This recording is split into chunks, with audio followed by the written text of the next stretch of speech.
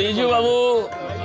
जन व्यक्ति विशेष नथिले से ओडिया जातिर गर्वर एक महार्घ अनुष्ठान तांकर जो अच्छी आज तिरोधान दिवस से पुण्य तिथि रे पुण्य तीर्थस्थली श्री लिंगराज देव क्षेत्र में ऐतिह्यर पुष्करिणी बिंदुसागर रे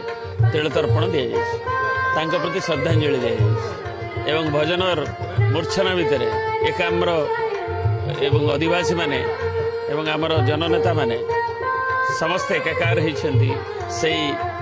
प्रभात पुरुष को श्रद्धांजलि देवा श्राद्ध दिवस रे आम समस्ते आज गभीर श्रद्धांजलि अर्पण करछु। खाली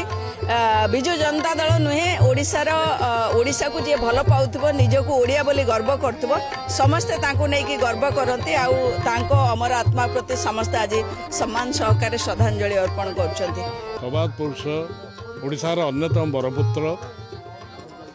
स्वर्गत विजु पट्टनायक 28तम पुण्यतिथि केवल ओडिशा में ओडिशा बाहर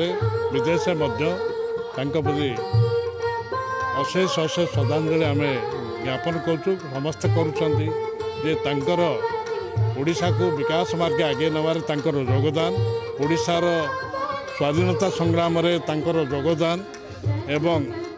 साधारण भाव में केवल मुख्यमंत्री हिसाब से नुहे जड़े जननायक हिसाब से लोकों समस्या सहित जोड़ी रही से अनेक पादचिन्ह छाड़ी जाइछन्ति एवं केवल देश विदेश आपण मैंने समस्ते जानते से स्वाधीनता संग्राम रे जो तत्कालीन स्वाधीनता संग्राम को लेकिन गोटे जगह अन्य जगह प्लेन में करुले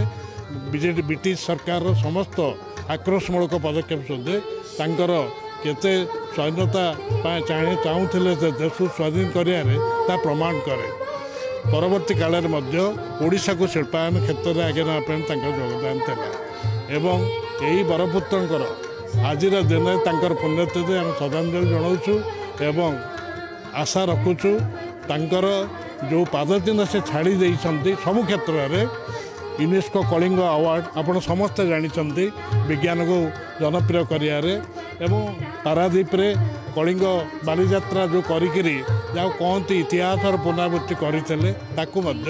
ये सबू निश्चित भाव आम मन पकाऊँ एवं यही अवसर